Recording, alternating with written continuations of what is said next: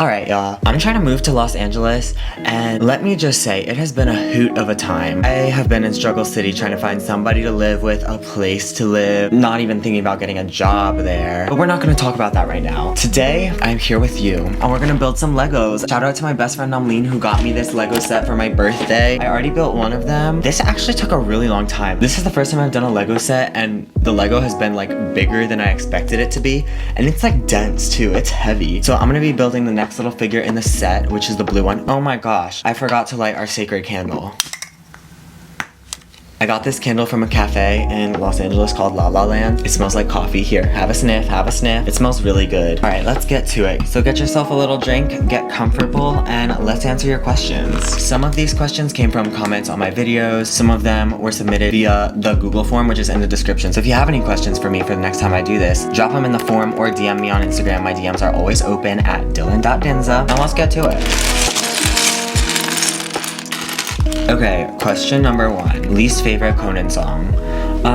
That is really hard. There are a few that aren't on my like mega pop playlist. I feel like people are gonna get mad at me for saying this, but maybe Summer Child or Footnote. I know, I'm sorry. Those are ones that I don't listen to regularly. I don't have anything against them, but I guess like I just don't really listen to them that much, so you could say that's my least favorite, but I love all of his songs. Next question. Tell us about your bestie Slay Lexa.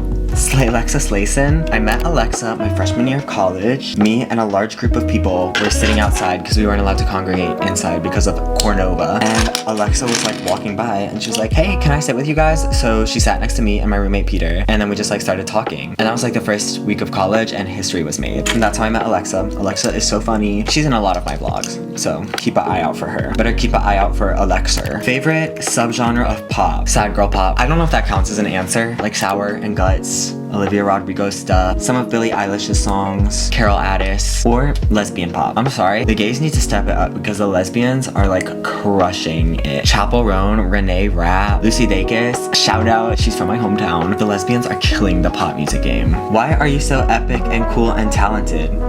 Followed by, where do you draw inspiration from when you feel like you can't find any from real life? That is a really good question. Thank you for saying I'm epic and cool and talented.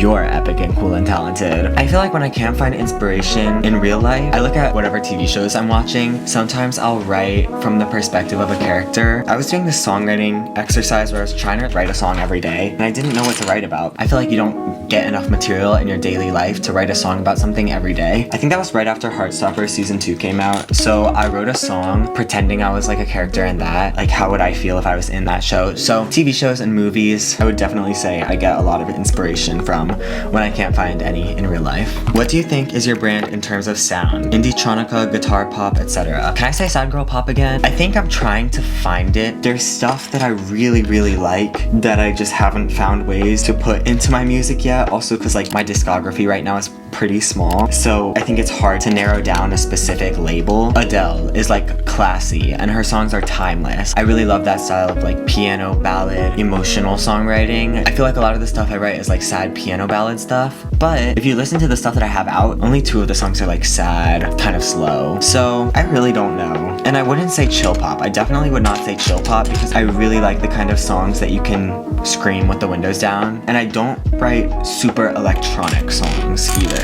I feel like that didn't really answer the question, but hopefully that narrows it down a little bit. Favorite lyric of yours and why? Ooh, that's a good question. I have a song coming out soon called Small Heart. I will love you forever if you pre-save it in the link in the description, and I might even send you something special. That song is about how it felt growing up gay and Christian in like a rural area. And the chorus of that song is, small minds will only take you so far, but you won't get anywhere if you got a small heart. I'm proud of that lyric. I think it's a really good lesson. Like, if you don't care about other people, if you're not empathetic, what kind of life is that? You're not gonna go far. So I think that's probably one of my favorite lyrics. Are you open to collab with other artists? At some point, I would love to. I think right now, I'm still figuring out my own like sound and brand. It's hard to collab with other people, especially like when the collab is like over Zoom or whatever. So I think maybe not right now, but at some point in the future, I would love to collab with other artists. Do you like some Spanish singers? Tell us. I feel like I should know more Spanish singers. I really like some old Selena songs. Amor Prohibido is such a good song. I guess I don't really have much exposure to a lot of Spanish artists. I would say I know some Bad Bunny songs also. My friend Anna was really into Bad Bunny, and so I learned a lot of Bad Bunny songs from her. But I think that's kind of it. If you have any recommendations for Spanish singers,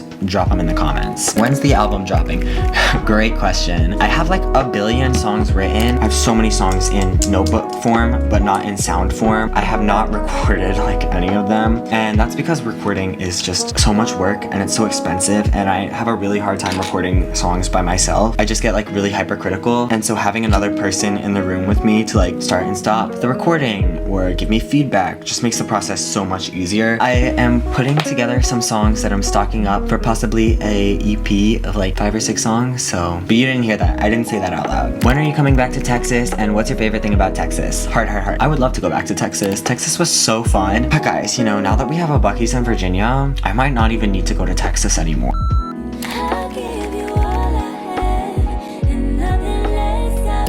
I'm just kidding. I have lots of family and friends in Texas, and I would love to go back soon. My answer to that is next time one of y'all invites me to Texas. What made you get into music? I first got into music when I was like 10. My sister did community theater. I was like, oh my gosh, that looks so fun.